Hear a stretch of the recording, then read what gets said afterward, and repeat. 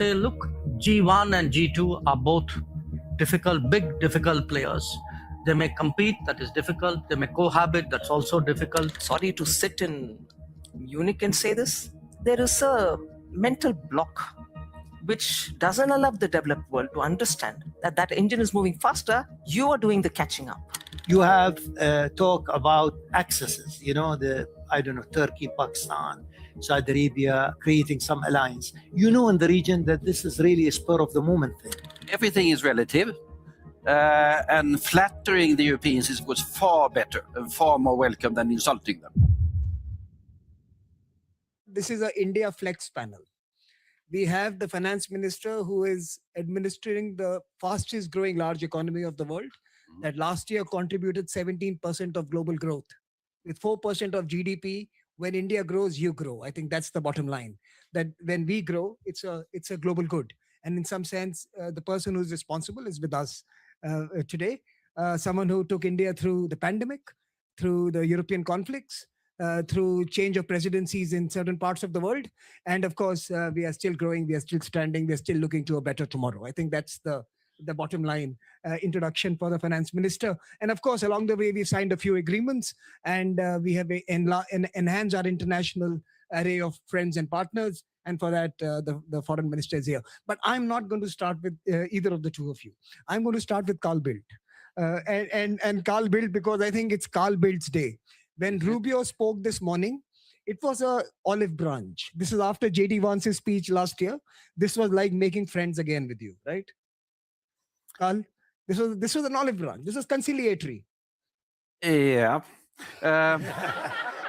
No, I mean, true. Come on. Everything is relative. And flattering the Europeans is, of course, far better and far more welcome than insulting them.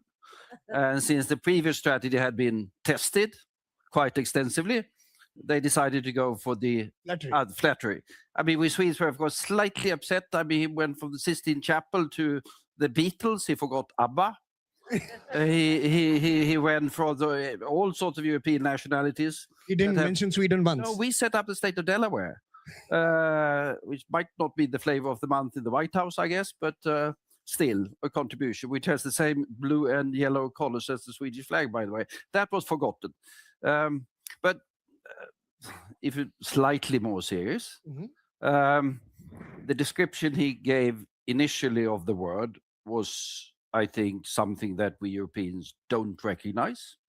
We do think that we've been living through a period of long peace with enormous expansion of the global economy. I mean, in my lifetime, the global population has been increasing by a factor of 3, life expectancy by a factor of 2, the global economy by a factor of 15. To describe this in only black terms as everything going down and Western civilization being on the decline, we don't really recognize that. But that's the way this particular administration sees it. In policy terms, it was, of course, avoiding most of the issues that concerns us Europeans. I mean, we've got a big Russian war of aggression in the middle of Europe that fundamentally threatens European security, and that wasn't mentioned. So there's a disconnect between security perception. There's a disconnect both of global view and of security perceptions between us and the Americans. But still, we do appreciate that the Sistine Chapel is nice and Beatles is okay, and we do appreciate flattery. Carl, I'm going to come back to you and I'm going to ask you about the European options and how do they see a world of tomorrow in terms of partnerships, in terms of growth, in terms of stability and security. And I'm going to let you think about it before I come to you. But since the theme of this year's Munich Security Conference is under destruction, and the contract is with the United States of America, Megan, let me ask you the question that so many people have asked you so many times: what the hell is going on? What does America want? I think it's no longer about what does the world want. I think we should now really know, what does America want? Okay, those are two different questions. What the hell is going on deserves a certain answer. And what America wants, I think, at this point is still open to question. So let me answer the first question. But if I may, just on the Rubio speech responding to Carl, I agree. There was a difference of the diagnoses of the situation, the global, state of affairs. But that is a far cry from worrying about the US coming and withdrawing from NATO. Mhm. And one point that I think the speech really did put to bed is the idea that the Trump administration wants spheres of influence, right? That was one of the big concerns around the Venezuela action, all this focus on the Western Hemisphere. Is the United States looking for a world that is about spheres of influence? And I think what we heard from Secretary Rubio today was definitively that's not, at least that's not how he envisions going forward. And to the extent that his comments are representing the administration adequately, that's not a small thing either. So just on what the hell is going on, this is a good question. There are 100 different answers to it. I'd say we're in a transition. I know that Prime Minister Carney, he said it's not a transition, it's a rupture, but really it is a transition. And it's a transition that normally would be ushered along by something like a world war. This is a transition that normally has a spur of something very dramatic, very traumatic. But what we're seeing is something that's not just about President Trump. We're seeing a movement from a time where we had a recognizable global order. And we heard it yesterday from Chancellor Merz. We also heard it from Secretary Rubio today. That order of American primacy, of confidence in globalization, of deep economic integration, and functioning multilateral institutions, we have global leaders saying that era is over. I personally would just like to have a little asterisk. I think that's a premature obituary, but we'll leave that to be discussed later.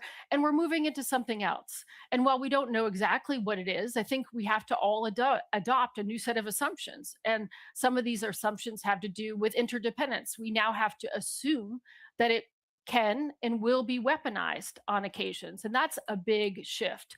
And we have to think about that there isn't a primacy. There isn't an America that is invested in the global order, and there isn't anyone else who is in a position to construct and maintain a global order.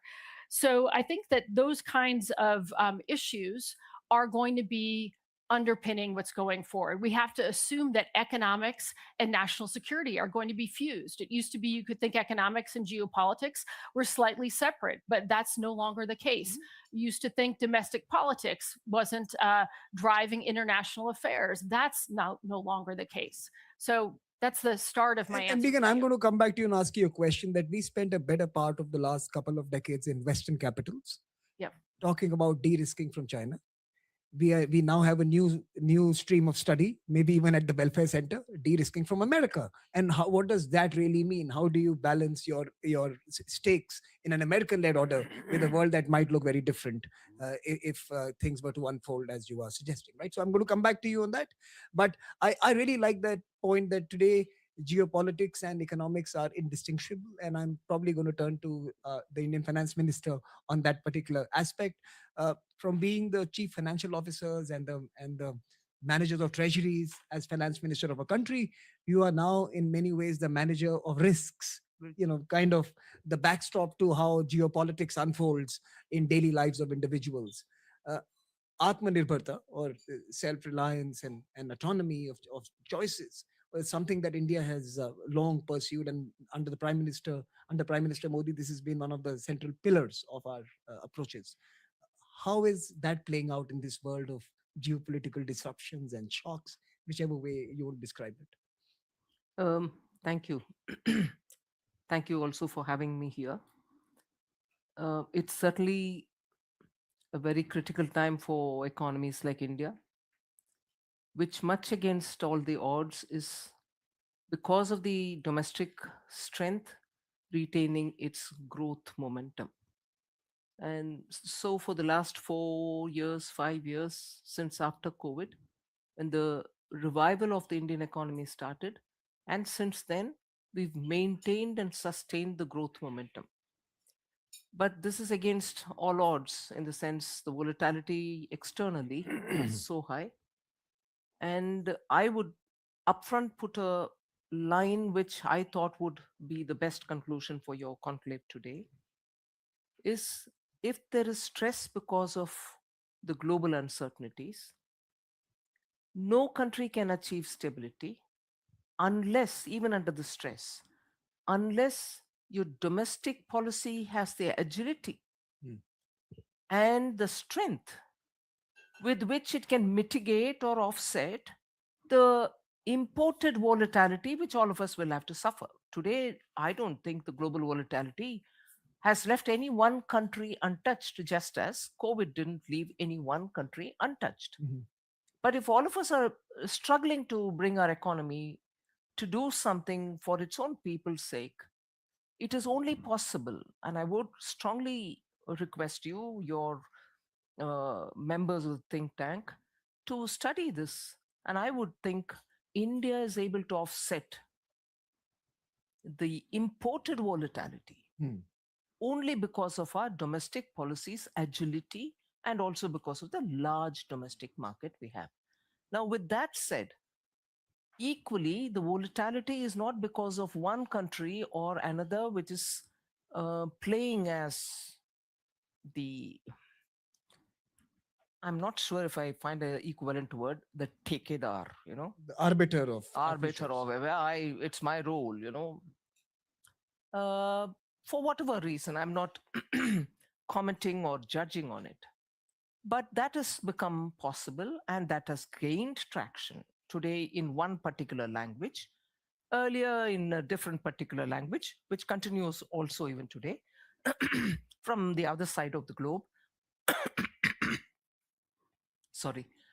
So, this kind of a traction being gained for the volatility which is being deliberately made as a part of their policy, perhaps. You very nicely said about the sphere of influences which the Americans would want to create. Earlier, you would want to see how the influence of Chinese were happening because of the economic strength. But all this is gaining traction only because, let's not forget, all of us have probably knowingly or unknowingly contributed to the to disabling, weakening, and bringing to nothing those multilateral institutions which we ourselves built post Bretton Woods. Not just for the development in banking institutions. Where is the United Nations? Where is the WTO? And where are the multilateral development banks? And I won't stretch this opening remark, but that is why in 2023, when India was the president of the G20, we insisted that we have some kind of a thinking in the group to say, how do we strengthen the multilateral banking institutions? They have to be nimble, they have to be ready, they have to see challenges which are coming, whether it is weather, climate, challenges, or funding off, God forbid, another pandemic. Hmm. Who's going to take the burden? Or one big climate disaster, who's going to look after them? The island states. So all this is happening because in the last few decades, all of us have knowingly or unknowingly undermined institutions which kept some global order. Hmm. I'll stop there. Thank you, Finance Minister. My next question to you would be on, we talk about reforms, but fundamentally some concrete examples of what may need to change if we are to serve the most powerful growth engines of the world for the future, the developing and emerging economies. I'm going to leave that with you, but let me turn to the Foreign Minister, Dr. Jaishankar. I was a little disturbed by the title of the conference, Under Destruction. I was coming from Delhi, where in the last few months we saw an FTA with the EU. We saw a new trading arrangement with the US. We saw New Zealand and many other countries sign on to economic architecture for the future with India. I thought we were actually under construction. And when I came here, I saw the headline Under Destruction. So as the Foreign Minister of India, how do you reconcile these two different moods, vibes, moments? First of all, when you organize a conference, you must have a catchy title. And Samir, you are the master of it, so you of all people should appreciate that. So even if you over dramatize it, it's good to have a conference with a title like that. The second point is, look, today, if one says, how is the world reacting to changes? As they say, where you stand depends on where you sit. And I think it's particularly troubling for alliance partners, for people who've had the comfort of treaty arrangements, who had so many assumptions and predicates on which they built their policy. Uh, the rest of us, in some ways, were used to this, to a higher degree of uncertainty, had a much more challenging rise, so to speak, lived with much greater risks. So, in one of my earlier panels, for example, the issue of Mr. Carney's speech came up. Mr. Carney's speech was a very dramatic speech for a Canadian, for a country which is a treaty alliance partner of the US. But a lot of what he said would have been said by many countries many years before who are not part of an alliance system, who would say, well, we need strategic autonomy, we need our independence, we need to assure ourselves of our basic needs. So I think some part of it is Munich, some part of it is the conference, but one real part of it is, yes, the world is under change. And often what happens is the sort of the analysis needs to keep up with the pace of change, and the pace of change has been so dramatic, and the articulation of that change has been so strong that I guess this is what would be a natural response. Sitting here last year, you had mentioned about some impending opportunities and risks. We had discussed that when you go out and go into a new world, you are taking chances, you are taking risks. What are some of the big moments for you in the last 1 year? And since we are doing this every year, I think it's a good time to chronicle some of what you may have experienced in the last 12 months. Well, look, externally, I would say the fact that we were able to do in the last 1 year the EU FTA. I mean, to me, it's an economic achievement, but I would really put it as a foreign minister, a foreign policy or a strategic achievement to some degree. The UK FTA, the one with the trade deal with the US. So actually, if you look at it today with G7, barring Canada, with whom we are currently discussing, we now have trade agreements with all of G7. So this would be an example of opportunity. Now, till it happens, it's a source of anxiety. But there were other issues. We had the challenge of terrorism, responding to cross-border terrorism. We had issues on stabilizing the management of our borders. But I in a way would like to come back to the point which the finance minister made. In very unsettling times, you need to have the patience, you need to have the fortitude, you need to have that willingness to play, if not the long game, at least the medium game. And you get that only when you have a very strong domestic foundation. So to that extent, I would say in foreign policy, we have been, what was happening at home with the economy, with the politics, with, after all, we are a democracy, the fact that we have won repeated elections at home, the growth rates that we've had, the export performance we've had. I think all of these, frankly, have helped me as a foreign minister. There's someone sitting here and I just smiled at that person. I don't know if he saw me smiling at him, but as someone said, economic policy is India's best foreign policy. So in some sense, I think that is one of the pillars around which we will have it in the future. Dr. Gargash, the dynamism in the Middle East, and as well as the despair, and the both of them are prevalent in plenty in that particular part. So there is obviously an opportunity for the future, and there is a trepidation in this world where the region itself has its own vectors. How do you balance the imported volatility and the indigenous volatility of the region? How does UAE manage it? Manage this basket of risks? Thank you, Samir. First of all, I have to congratulate you on the coolest setup in Mhm. in Munich. I don't think there is any cooler. I think what I am really seeing is more of the same. It's basically preserve, repair, destruct in our region. Preserve, repair, destruct. I think every crisis that we go through, we're worried about about the sort of ripple effect of the crisis. When the war in Gaza started, one of our main concerns was basically the sort of ripple effect of the war, and that actually happened. There was a ripple effect that engulfed the whole period. Today, for example, as we look at the whole discussion around what will happen with Iran, our first, our first basically impression from the region is preserve, preserve, preserve. So because I think the region is under a lot of basically going through the same cycle. So preserve, I think, is extremely important for our region.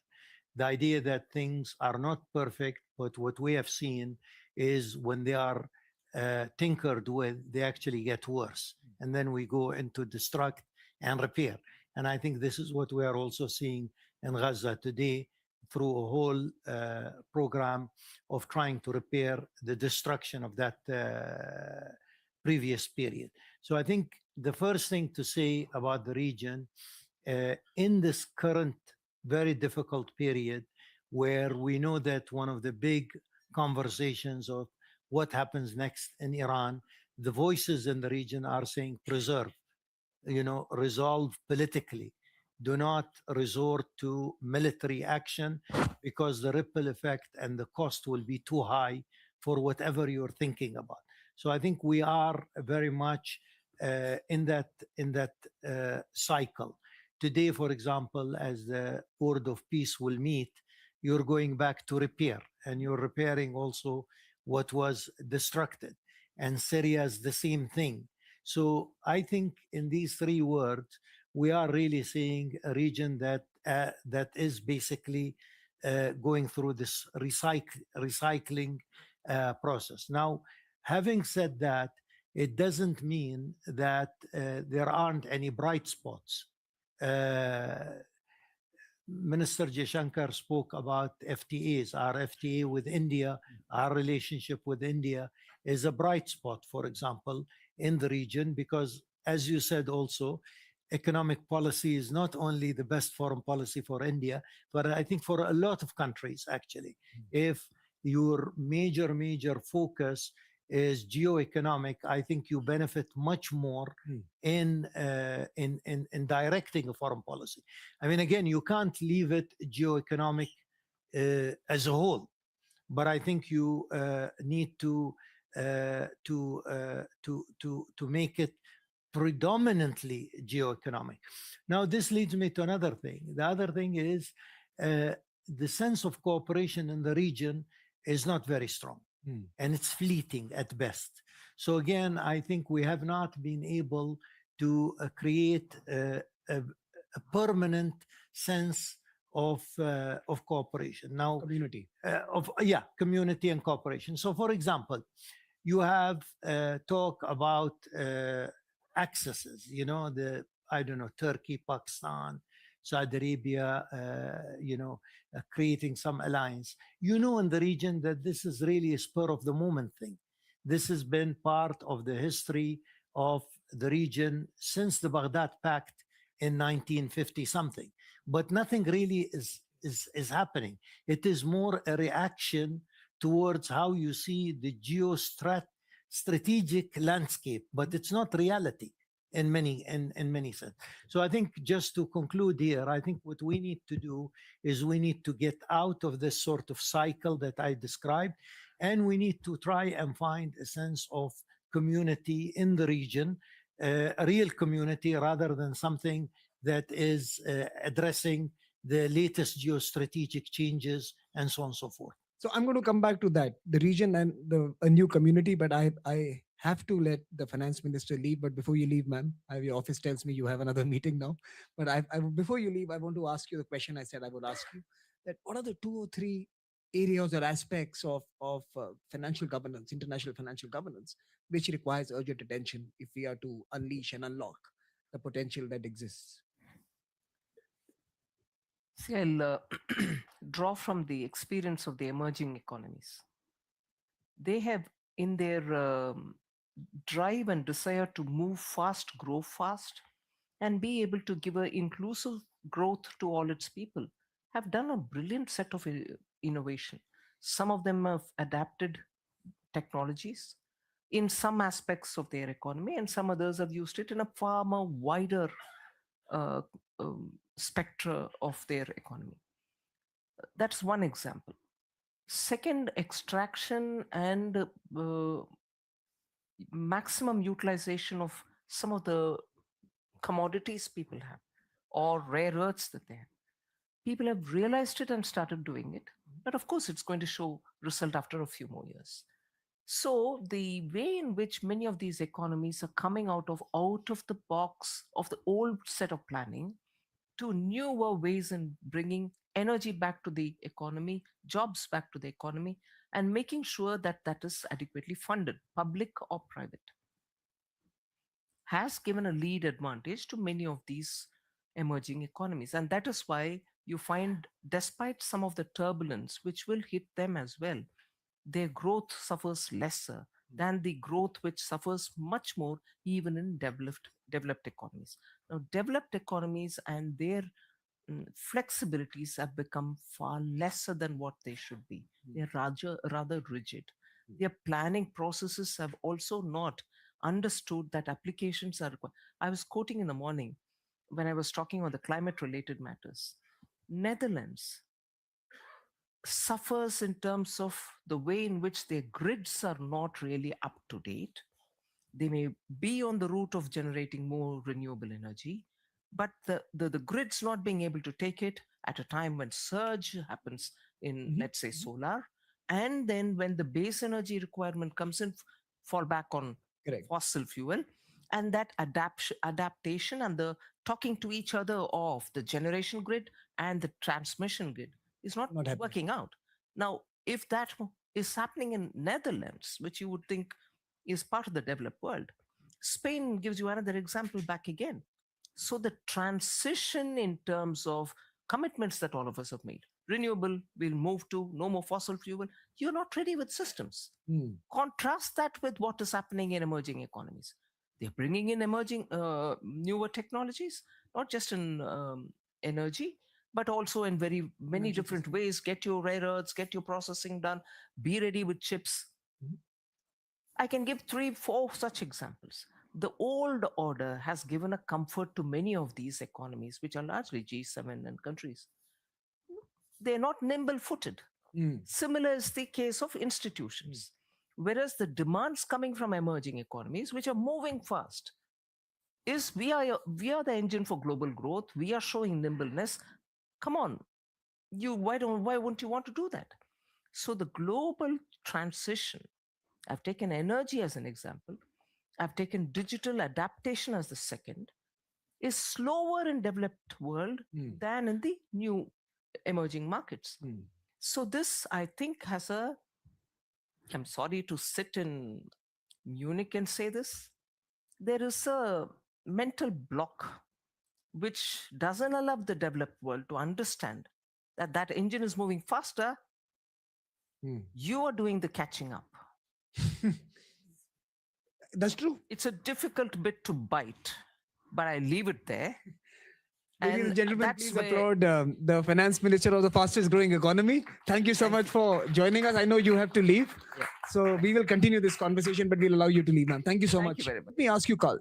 I left you with a homework question. I mean, you can also talk about being more agile and nimble and catching the beat. But tell me, as you sit here and as you see over the last 12 months since we last met, the world changed in certain ways. How is EU looking at a new world where its new friends and new partners could be quite exciting? Well, you see concrete examples of that in the last months or whatever it is, with both the Mercosur agreement. It's been under negotiation for a long time, but anyhow, it came to fruition at a time which was very good. And then the India agreement, which has been under negotiations for, I think, 17 years or something like that, a long period of time. Both of them coming at the same time. And I think that was an expression of the fact that sort of in is a word of volatility, of uncertainty, of turmoil, particularly when it comes to trade, due to US policies primarily. Europe seems, we are keen to preserve what can be preserved of a rules-based order concerning, in this particular case, trade. Develop partnerships with the emerging and growing parts of the world. We are, of course, Munich, transatlantic. The transatlantic economic relationship is the by far deepest and most extensive in the world in terms of trade, FDI, capital, whatever.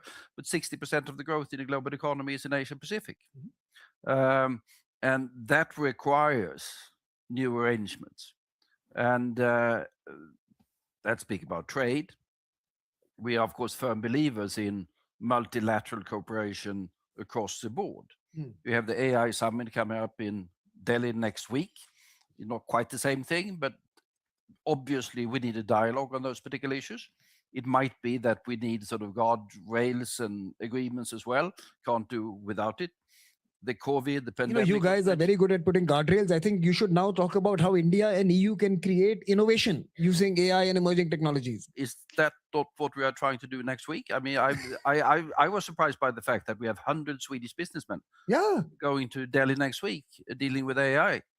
That's quite a number. I mean, not much by Indian standards, I have to say, but by Swedish standards, it's quite a lot. And that's an expression of the fact that even when it comes to take AI, global health is something that worries me. We've not seen the last pandemic. We can only deal with it by cooperating. Climate, which one is forbidden to mention in parts of the world these days. We're in Europe, it's okay. Yeah, you're safe. You're safe here. Yeah, I'm safe here. Okay, fine. Clearly, we need to work together on energy and related issues. So it's a fairly broad global agenda that we must deal with together. And the more we can deal with that based on rules, the better from the European point of view.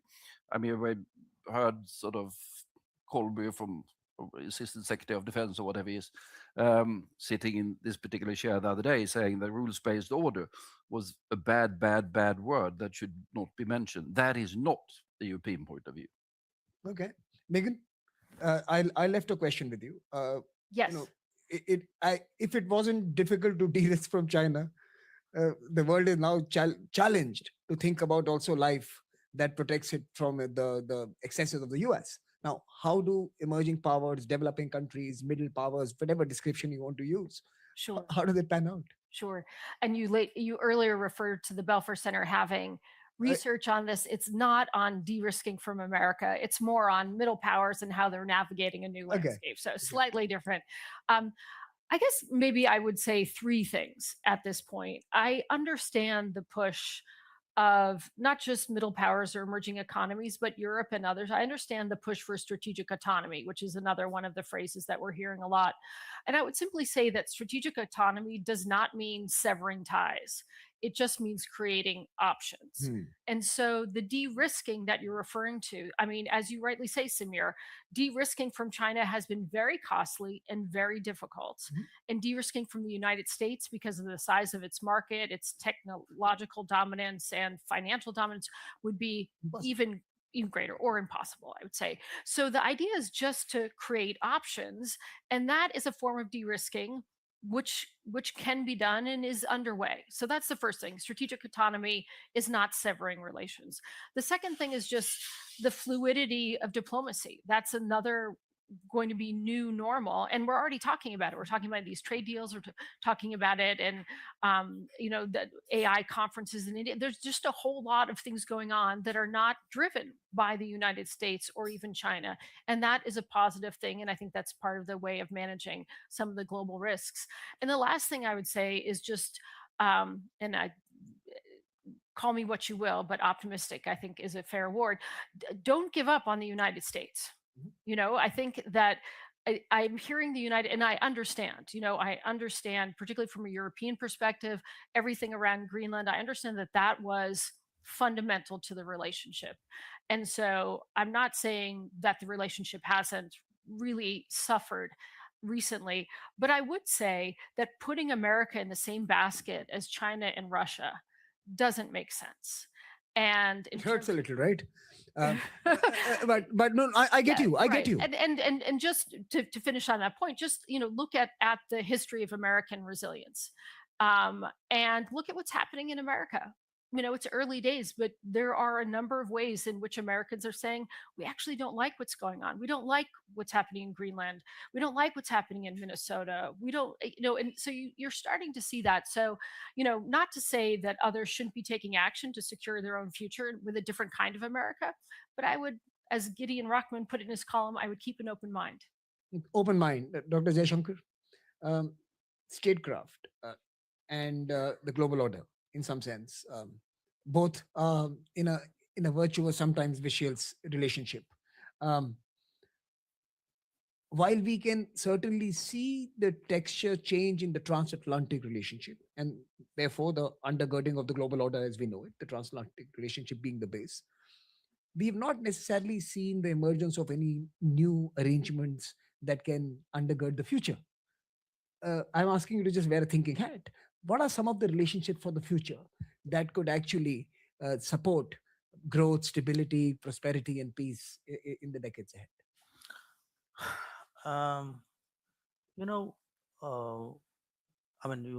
One can say every change is unique, but this one really is, because we are actually having global change without massive conflict. And because that is happening,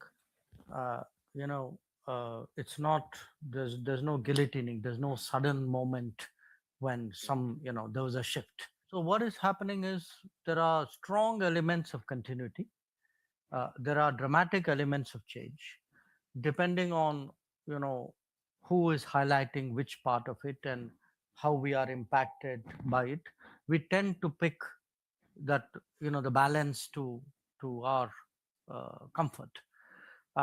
You asked me about the title of this conference. I can understand why in Munich, somebody would look at it so bleakly. But I would also temper it with the fact that the reality is perhaps not so sharp.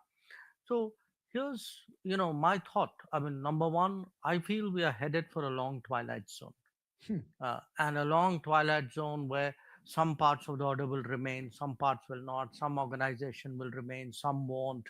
It'll be messy. All of us, we like to intellectually organize ourselves. We want neat answers saying, okay, those 4 things will happen, that's the way it'll be.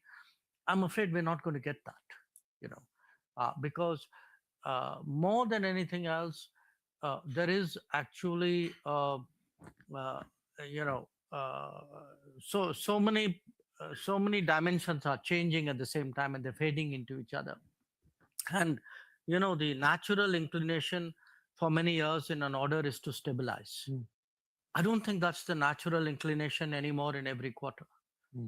Sometimes there may be an actual feeding of the volatility, saying, okay, let the world be more volatile and I will come out better or stronger out of that.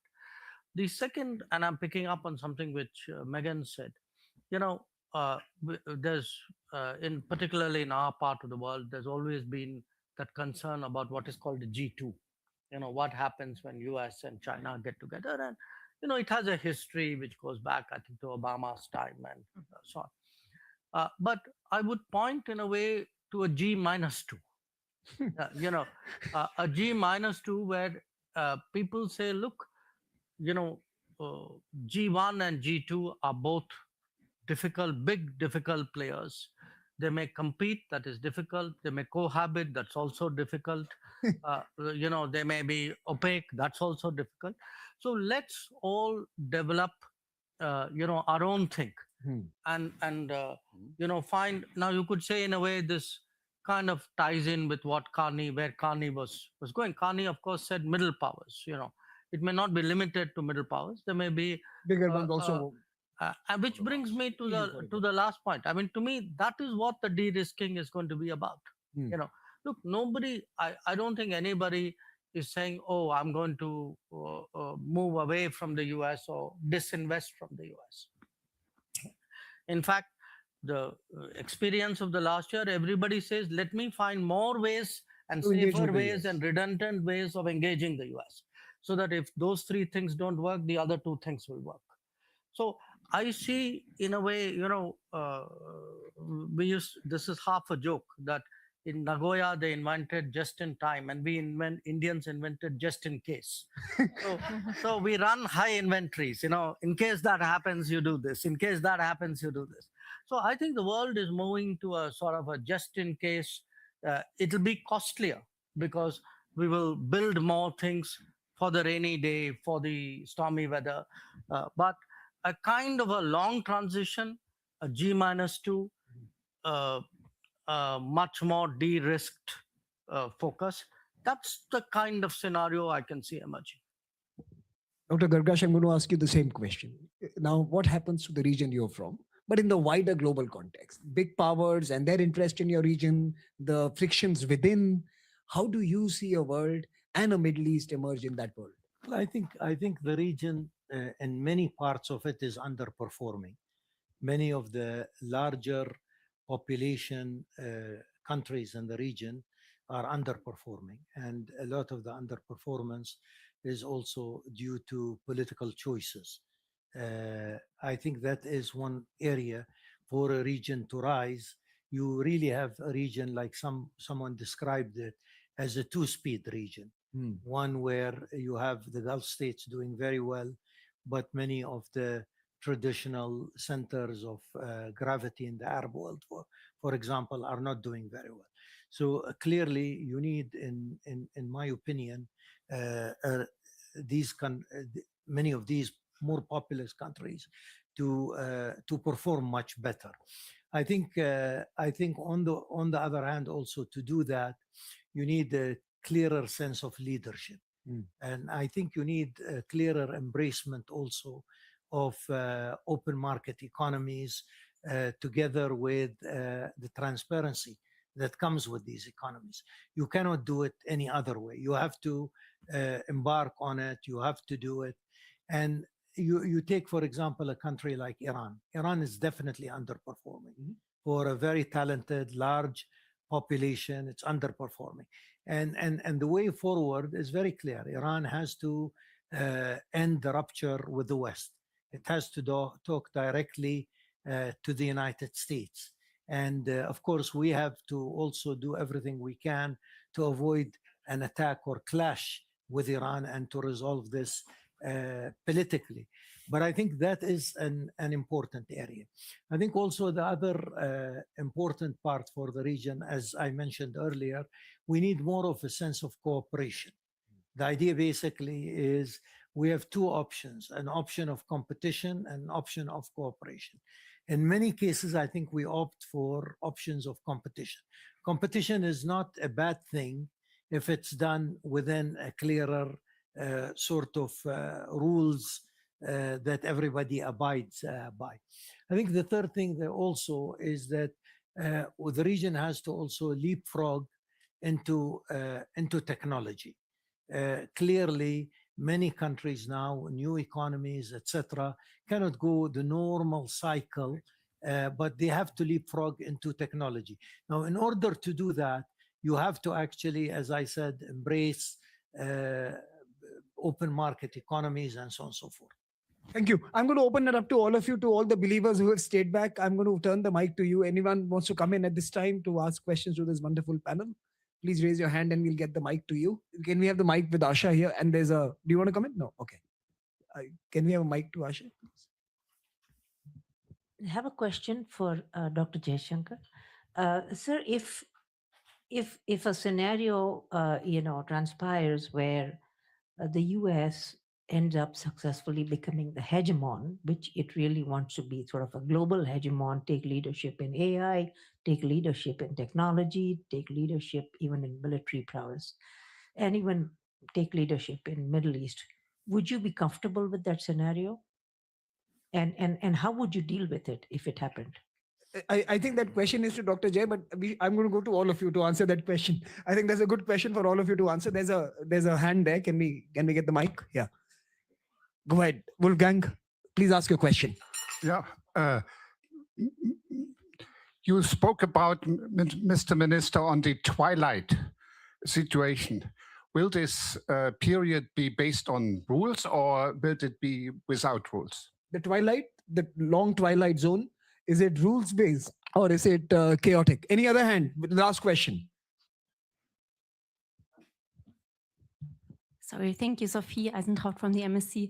I actually have a question for you, Samir, but maybe someone from the Please ask it. Another time. but maybe someone from the panel wants to help you out. As one of the authors of the report, and I really like our title, I actually wanted to ask back what kind of construction you see going on. I totally agree with the construction process in terms of trade agreements, but I do not feel like trade agreements alone build a stable order. So I would be interested if you have more examples. In the India-EU engagement, there was a security and defense agreement also separately being signed. So I think, is it just trade, or is the world also having conversations which are more political and security and defense oriented? Three good questions. US as a hegemon, Twilight Zone, is it rules based or is it chaotic?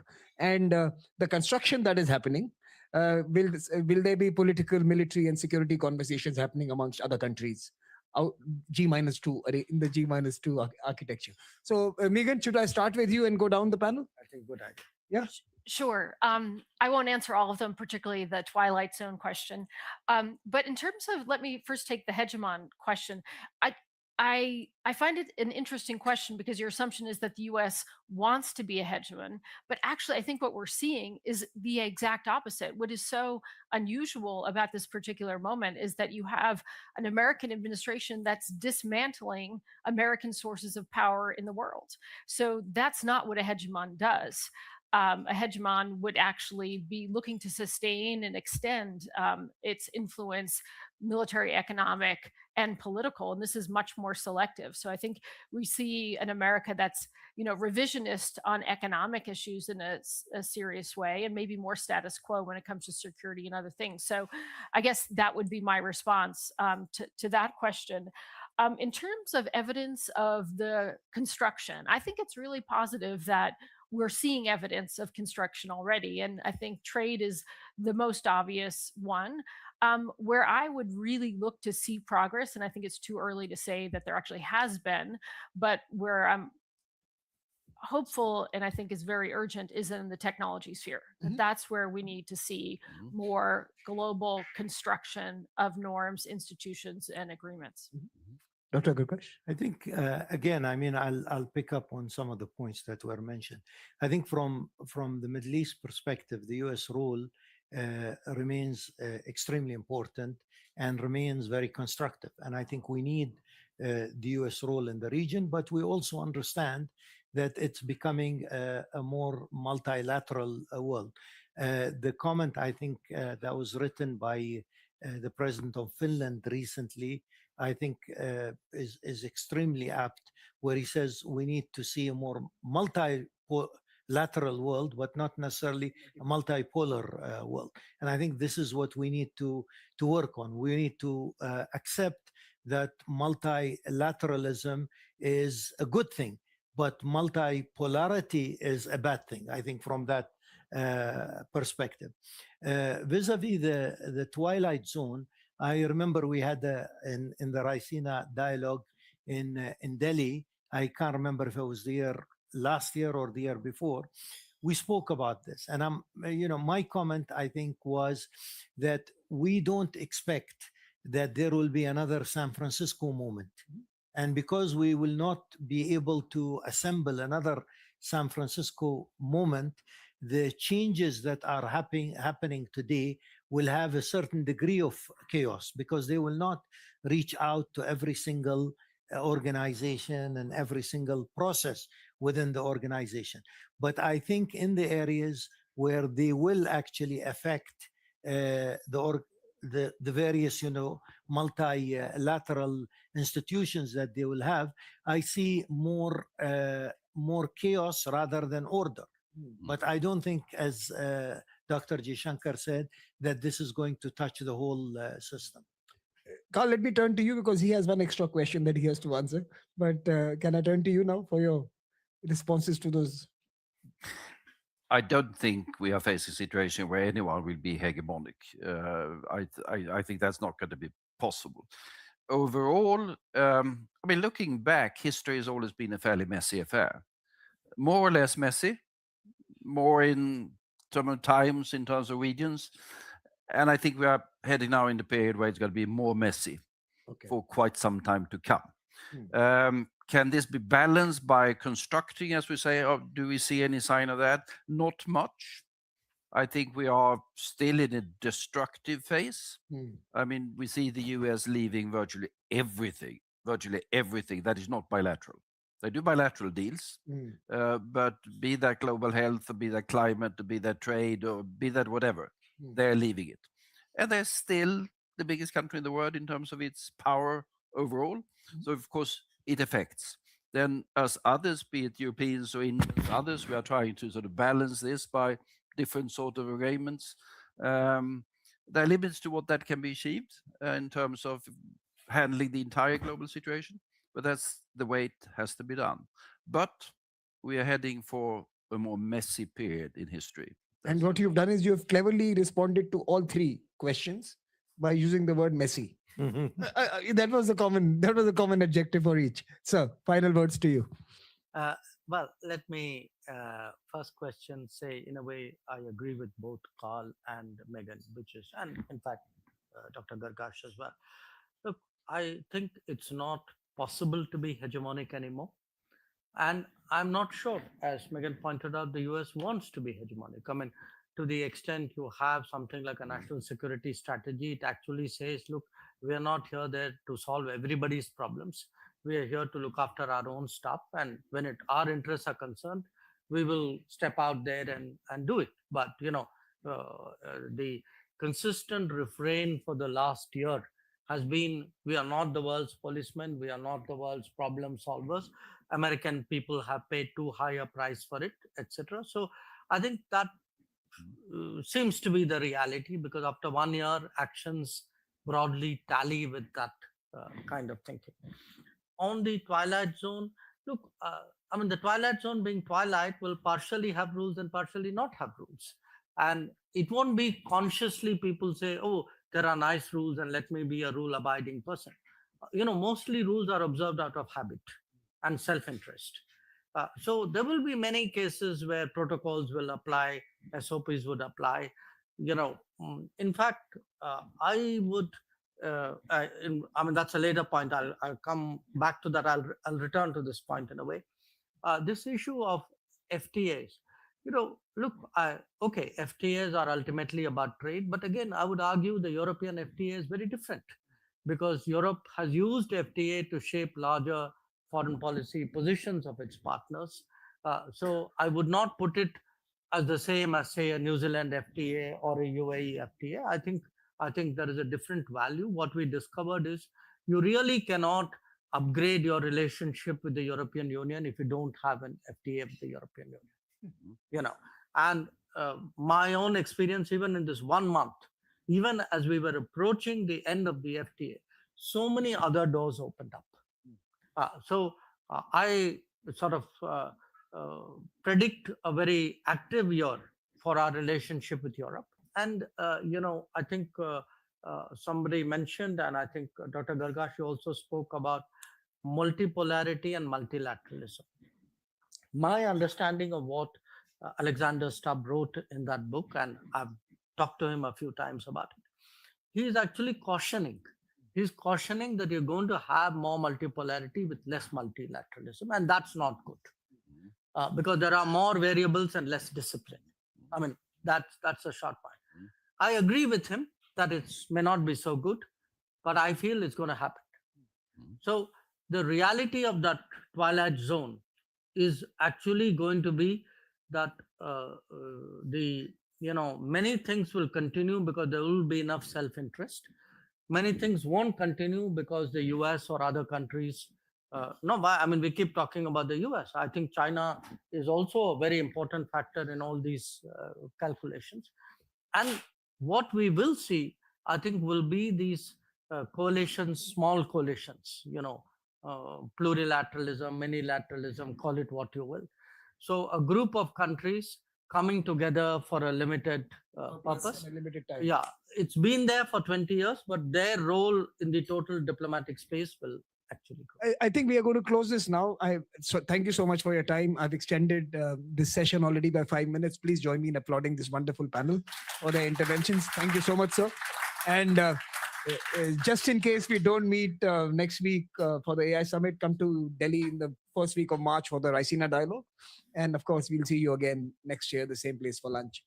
Can I call Aparna to quickly propose a vote of thanks to everyone who's gathered here? Aparna, you have a mic. Excellencies, ladies and gentlemen, distinguished speakers, thank you very much for taking the time. Whether it's going to be a long twilight or a new dawn, I think we're all sure it's going to be a long road. Wanted to thank you and hope that we'll meet for many more such pit stops, all brilliantly curated and organized by Samir and ORF. Thank you for your time and participation.